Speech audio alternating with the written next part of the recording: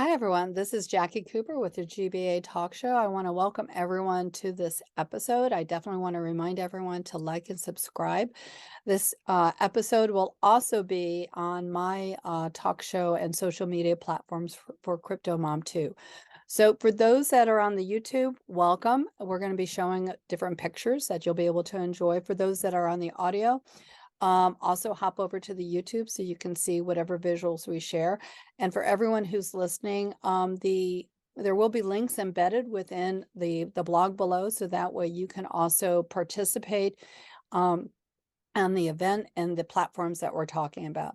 So I have a really exciting guest that's going to be hopping on in a second. But before I have Michael chat, I'm going to share a little bit about my background for those that might be new to learning about me. I actually have been in the blockchain space, I want to say now, almost 5 years, maybe a little bit longer. I mean, the years just kind of click on by.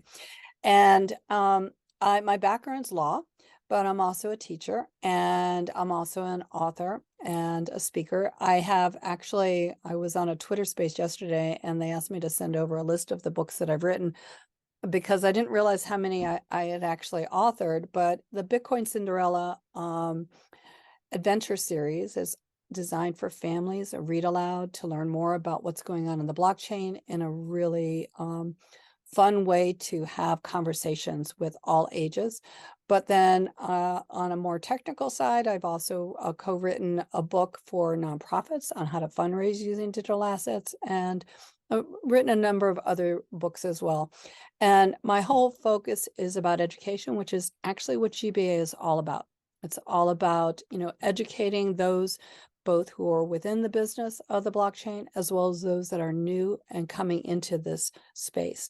And what I've learned and seen within the GBA association, and so I do suggest for those that are new to learning more about GBA, definitely join because it's a great organization to participate in.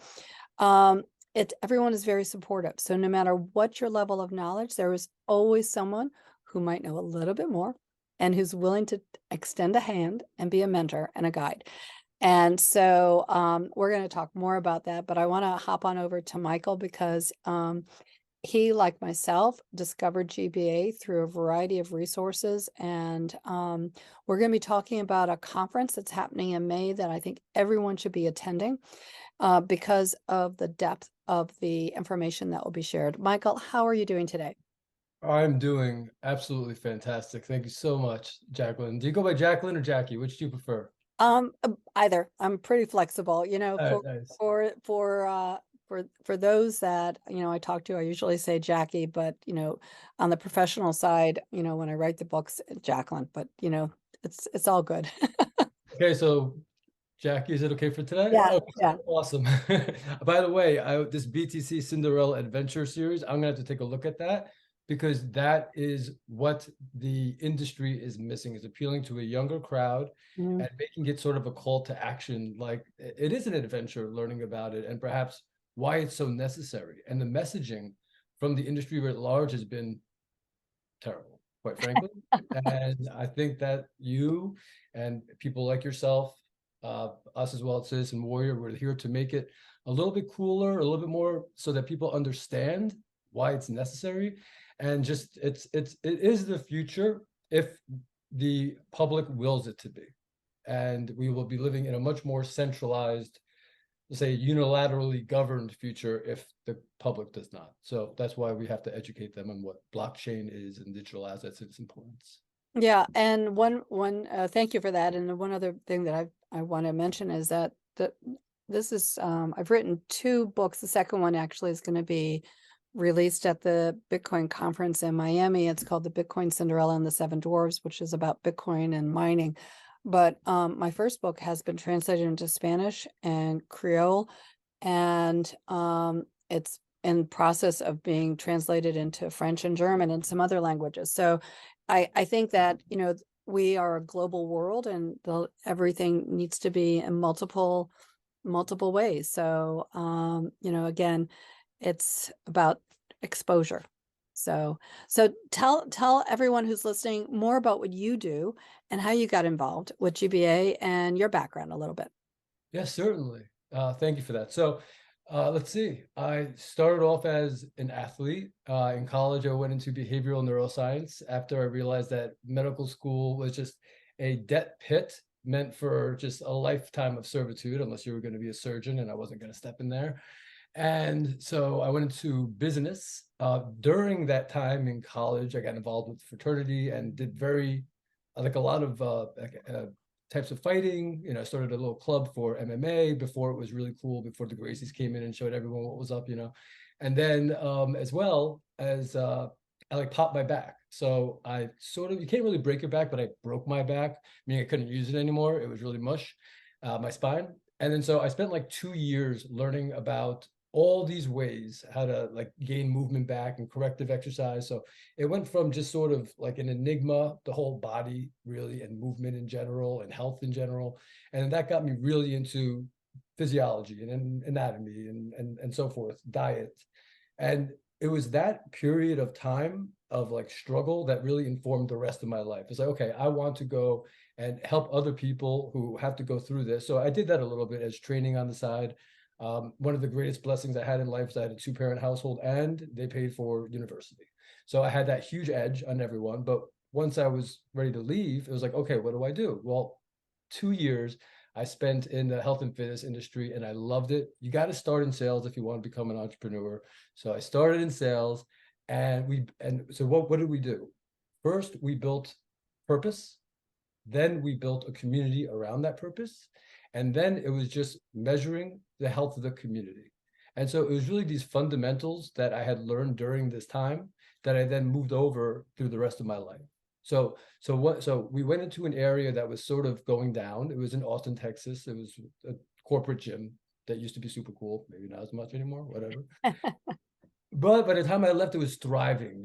And so, okay, I'm like, I did something right. So then I went to the family business and I started in business development. It was in life sciences. It was global. He had a couple hundred employees.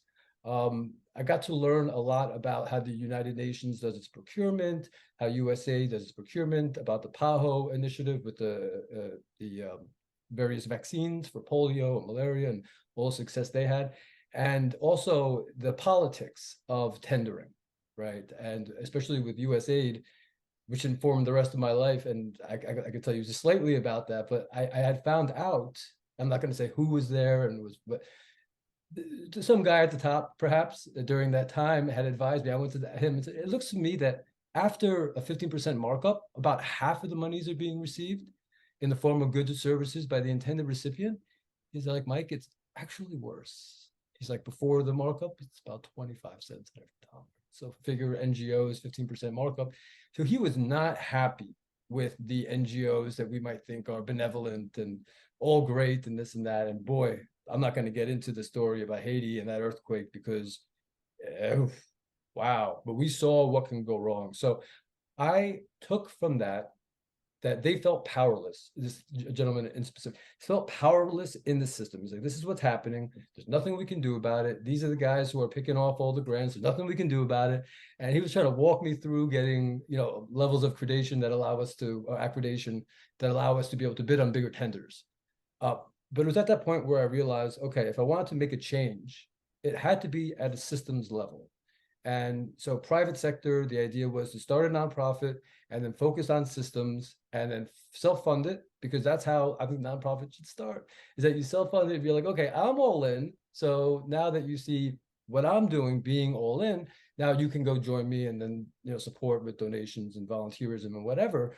And so I never really understood the other way around, because nonprofits are a great way to kind of wash your tax liability and virtue signal and all these things. So what we ended up doing was reappropriating the kind of general nonprofit, which would have been a charity, into a private operating foundation right after the Celsius FTX incident, which started by Celsius in summer of 22. So I'm, how you've heard of like rag to riches story? Yeah. So I'm like your riches to rag story. And I'm a little bit more unique in that way, right? It's, I think a rarity, if you will, nous pour. And so I've got to know all the claimants that are kind of leading the charge on their class of assets, because they kind of separated them, divide and conquer was something that the Kirkland and Ellis, who represents the Celsius network, And so I said, okay, what we're going to do is take this charity. We're going to make sure that the people who fund it, who can fund the investigation, are not going to be named. So that's why we went private operating. So if it's over 5,000, you don't have to list your name in the tax things, because everyone's afraid of getting canceled. And this is in the wake of me having lost a business partner of mine pursuing blockchain-based media, decentralized media. He disappeared right around the time of COVID after speaking to who's now a presidential nominee. So, I mean, a lot of what he was talking about back then it's fact today. And a lot of the information that we were getting, I knew to be false based on the people who were giving it, but it wasn't the top guy. It was people below him. They're like, no, Mike, that's not true. And then the guys at the ports, because they knew that China was buying up all this PPE in October from all the ports around the world.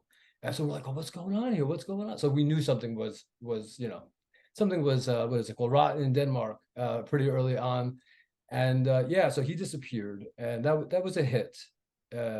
It made me realize that this is we're not playing a game, that there is a war that we're fighting. It may be at its most fundamental roots a spiritual war, but it's manifesting itself kinetically now. And the people who are going to suffer the most is essentially the global south, the people everyone claimed to care for, but they don't. They don't. This is my estimation, and of course, I'm generalizing. So some people, I'm sure, love the global south, so cool. So anyway, we're like, okay, we need to invest these guys because I want to get my stuff back.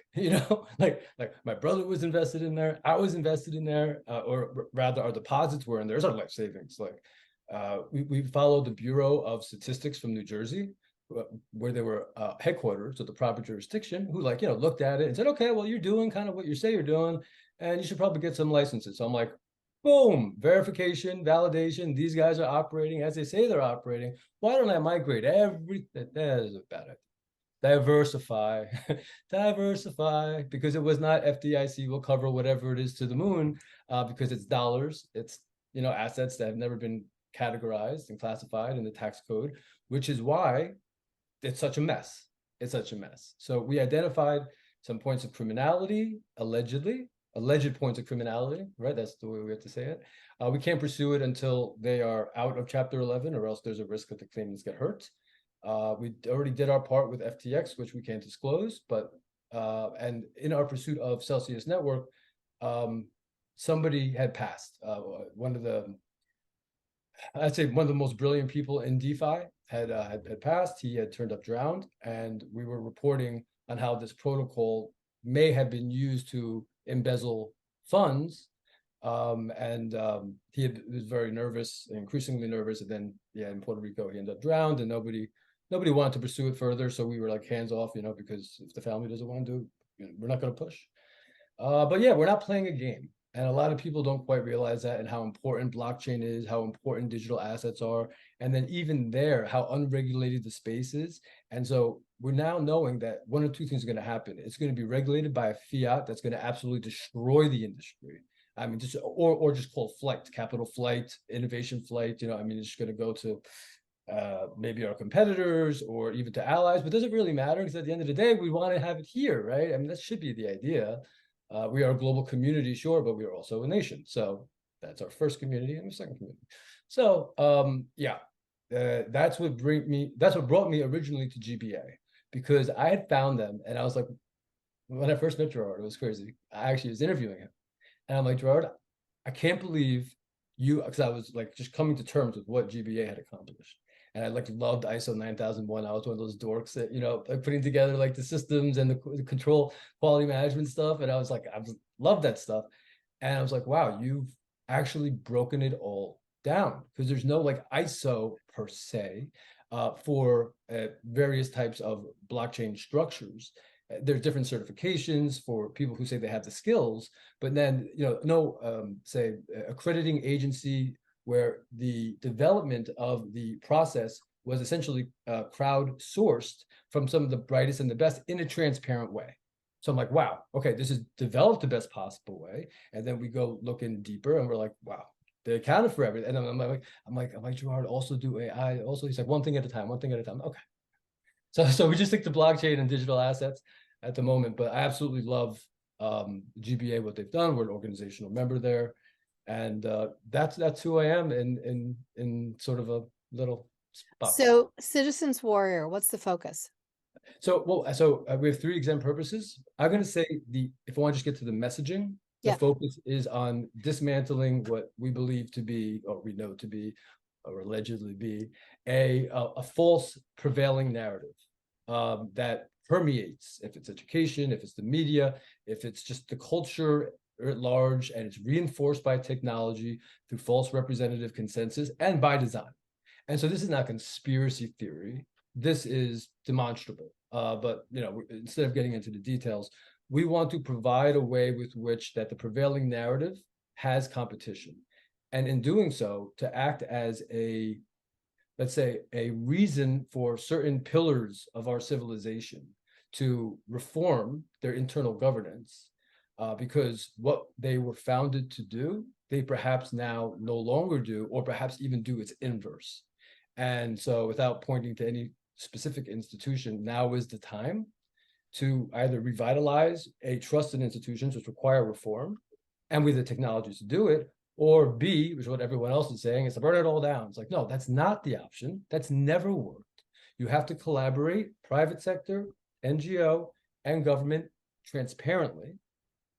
And if you do so, we got a good shot at not falling apart as a civilization, number one, which would be really nice, but also breathing like hope and meaningful purpose back into a lot of these things, I think, come from just the meaning having been extracted from the language and extracted from the education and the culture, and really giving people a reason to get up in the morning. So we see all this mental illness, all these things.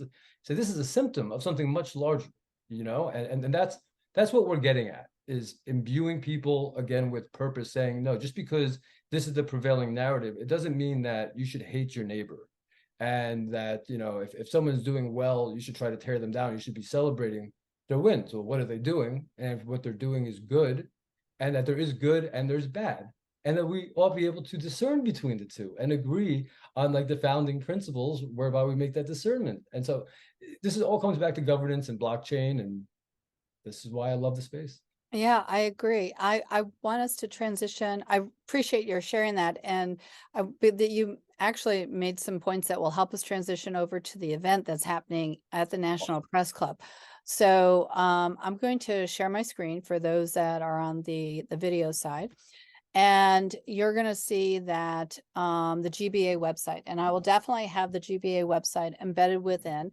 So May 24th and 25th in Washington, D.C. at the National Press Club, the GBA is hosting the Future of Money, Governance, and the Law. And this is an annual event that they host. They have weekly events, they have quarterly events. This is a major event. And so there are going to be so many individuals there that are going to be both speakers as well as part of the workshops, and who are experts in, the cryptocurrency side, the DAO side, the DeFi side, smart contracts, you name it. This is my first event. I'm really excited about that. Michael, have you been able to attend? I think you said you just joined, so you haven't been able to attend either. My first. So I'll have our first together. Yeah, it's exciting. Yeah, so I'm just kind of scrolling down so we can take a look at who's going to be there. So for those that are listening, you can definitely hop over to the video side. But international governing bodies, there are going to be individuals there from the European Commission, the Inter-American Development Bank, the United Nations, and the World Bank. Those are major, major players that are very much aware of blockchain and what's going on. And it's going to be very interesting to see the conversations, that's going on within them. And you have already mentioned that you're familiar with a lot of the players within those groups. The non-government organizations include American Red Cross, Digital Currency Monetary Authority, the GBA, the Government Blockchain Association, the Global Digital Asset and Cryptocurrency Association, and the International Gaming Standards Association. I think that's interesting that gaming standards is involved, but I'm not surprised because, again, when you are looking at the use of cryptocurrency, there's both positive and negative uses, and gaming is definitely a positive area, but again, there might be uses that need to be monitored. So I'm just gonna add one little dot there, Jackie, just one little dot. Citizen Warrior Foundation, just one little oh dot. yeah, exactly. And then on the national side, well, again, international, probably it's my screen is blocking off. Austria, Belgium, Estonia, Danish, El Salvador, Israel, Korea, Nigeria, Switzerland, and the United States. Those are countries that are going to be represented in a lot of different ways. I cannot wait to talk to them. Estonia is definitely a leader in this area, as well as all these other players. In terms of, the media side, major names here: CoinDesk, GCN, Government Executives, Authority Magazine, and Financial Feeds. And again, I'm mentioning this so that way those that are not on the visual side can understand why you need to come to this event, because there are going to be people here who will help you understand, or if you're networking and if you're already in the business and the blockchain area, why it's important to be here. And I'm also interested in these universities, because we have American University in Cairo, Cornell, we have Georgetown, we have Johns Hopkins, Michigan, NYU, University of Maryland, University of Wyoming, Wake Forest, and I do not want to mispronounce this name, but Gajah Mada University. Hopefully I mispronounce it. And I'm just kind of scrolling down. We have the Department of Justice, Department of Defense, the State Department, Department of Treasury, FDIC, Federal Housing Finance, Federal Reserve, National Credit Unions, National Security, NSA. The list goes on DNI. on. That's crazy. DNI, the umbrella that covers all of Intel and aggregates up. That is fantastic. Yeah, national intelligence. I mean, if you take a look at just who's going to be here, and then different commonwealths from Virginia to New York to Tennessee to Utah to Washington D.C., and then of course there's a private sector, and there's a whole list of companies and law firms and public and private and nonprofits that are also listed here. And those, some of them I've interviewed, like SolveCare, I recognize that, Rubicon Crypto, and some others that are on the list to be interviewed by the GBA talk show. So this is a great turnout of companies who are going to be in attendance, as well as who are going to be speaking. So from our listing, this list, what's your takeaway on that? Well, I mean, so number one, amazing what GBA has done. And Yes. I mean, just incredible. So it's essential. Okay, so number one, USA is going to be there. I just wanted to add that because they're one of the reasons why I left life science and went into tech. So I can't wait to speak to them. The great thing that I like is bring leaders, or at least representatives of companies or organizations that lead cross-sector type, right? Public, private, and NGO, and do so in a transparent way where we can discuss what's at the vanguard of certain technologies, and we could also discuss the yin and the yang of them in an open forum. So there's a lot of like existential angst about the future, and there always is, right? But right now, let's be honest, it's like the Gutenberg press. We have this thing that's coming out, is the internet, okay? And that changed the world. And now there's like, okay, we're sort of checking some of the, let's say, downside of an increasingly centralized internet and means with which, control and narratives can be spun and centralized. So it's like, okay, well then what kind of future do we want? And then hearing especially the large supranationals speak as to what they want and why. And then what's the kind of constitutional framework with which what they want. So say, okay, you want to be able to track this for XYZ reason. This makes complete sense in terms of controlling for pandemics, right? That are likely to occur. So I said, but okay, at what point does it stop? At what point do you have a right to be forgotten? So it's looking at the security versus the freedom, and say, do we have a built-in constitutional framework that shows us when we move too far? And is there things in place to say, aha, we just crossed the line, let's pull back? Yeah. So I think this is an opportunity to gain insight into, one of the world order as it was, a Bretton Woods system, right? And now we see, just because of geopolitics, that things are changing. There's pressure on the dollar, and oh my goodness, that's not the best thing for Americans, and maybe for other people. But so it's like, what is the future of the dollar? I would love to know that, right? And are we looking at moving away from fiat into a central controlled, a currency? And something scary that came out of the EU recently, I think it was from the something from one of the central banks in Western Europe, was talking about that they want these to be programmable. Well, that's now a step too far. Why is it too far? That means that every dollar you have can be turned on and off. And in a world where being canceled, we formed as a private foundation and took all the limitations of that, like, in terms of fundraising and everything, specifically for this reason, is like on the forefront. People are self-censoring all the time.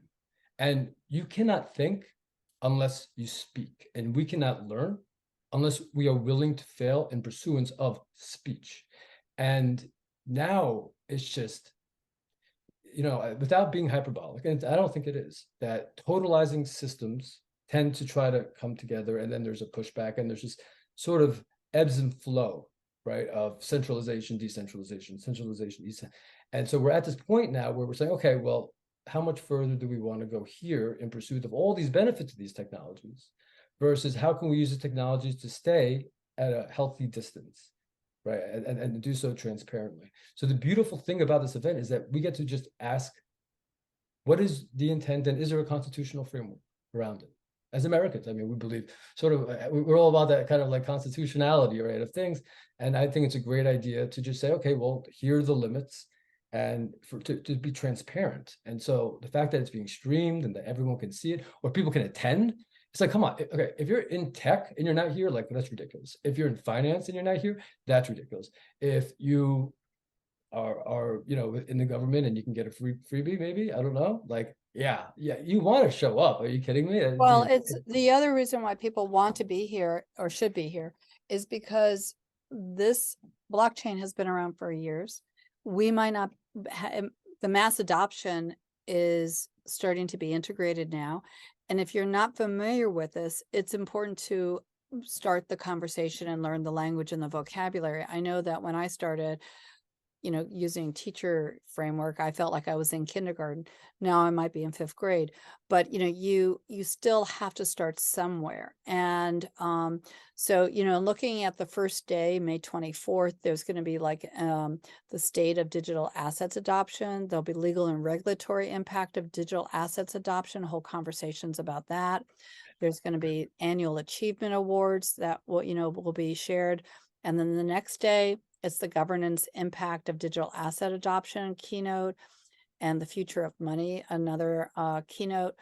Again, I know that there are 2 days of intense, really great conversations. I will be there on the Wednesday doing interviews and things like that, only because I'll be teaching on the Tuesday. But again, it's definitely something that people need to be thinking about and to attend. And as I mentioned, when we first started our conversation, I will definitely have the links available for everyone so you could register. And if you can only come for one day or a part, it's definitely a place to network and learn and put your 2 cents in. It's the greatest single opportunity for people in the industry to get to know okay. I know. Oh, yeah. Okay. It's just mind blowing to me how anyone would not go. Just take a look at the list. I mean, okay. And yeah, you're on the 25th. We're actually doing something on the 24th and not on the 25th. So we're just on the 24th, and we're going to go around and just schedule. We're going to try to schedule with people who, the people had kind of voiced to us. I say the people, it's the best we can get a representative consensus, given how long we've been around, but basic questions to ask. And we just hope that certain speakers and attendees and guests and everything with civility and respect, and just in furtherance of just getting to the truth and also educating the public at large, is just to be able to answer very basic questions and hopefully put people either at ease or through that dialogue recognize that there is a constitutional framework that's lacking. And then the industry, like what we want, like what GBA did, was create voluntary community-based standards. It's like, as an industry, we need to come together and form things like committees that are not a waste of time, for example, and form these constitutional frameworks and stuff like that. And then GBA is a leader at this. So it's like, GBA has done great, see what they've done, and be an active participant with GBA, but also just in the ethos of being a community that comes together and with an open transparency, crowdsource a constitutional framework for emergent tech. And there's so many facets. There's so much facets. And if it's blockchain and digital currencies, I think that's great. You got to talk about money. It's important. But now we have other things coming like AI, and AI is going to change the world in a matter of years, like something that we have not seen before. And some of our partners, it's mathematically driven, and it's very, let's take a break, let's take a step back, right? And say, we could do all of this. I spoke to someone recently, you might find this interesting, in the med tech space and the ag tech space. And I spoke to them, and I said, oh, could they do like genomics, gene-based stuff? And I'm like, so I can see you can do all of this, but what won't you do?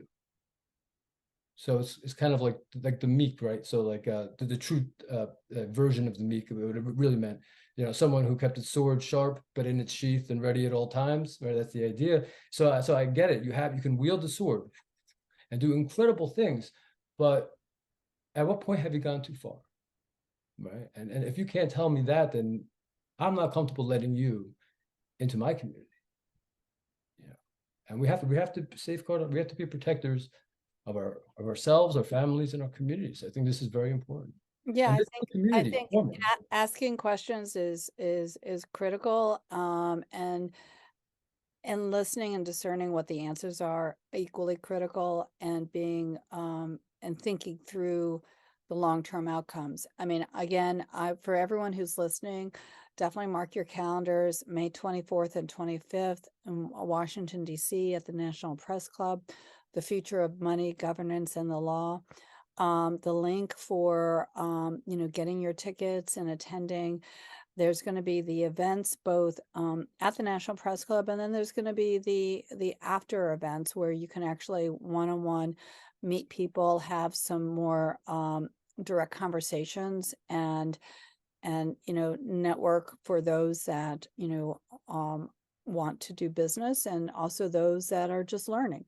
So it's going to be all the links will be embedded below. Michael, I really appreciate your being, on the GBA talk show to help share this upcoming event. I look forward to seeing you there. Any last minute thoughts that you have before we sign off? Oh, I just want to say, anyone from New York City, it's a very cheap round trip, right? And so schedule in advance, 3 weeks in advance is fine. And you have all the links below, so it's super simple. If you're gonna go, reach out. We're coming down with the posse, and we're gonna try to really kind of just develop community within community. I mean, and attract people, because we cast a wide net, right? And it's kind of nice to know that we can speak freely in an area where people often feel like they have to self-censor. But the beautiful thing in GBA, and this is what I've realized with the working groups, which that's why you have to become a member, so then you can join the working group, so you can see what's happening, right? Like that's like all you have to do is become a member and join the group, and then you hear the dialogue. So that's a barrier to entry people can deal with, is speak freely, and that's been awesome. Like especially given the dynamics of the room, it's like, oh wow, that's how it should be.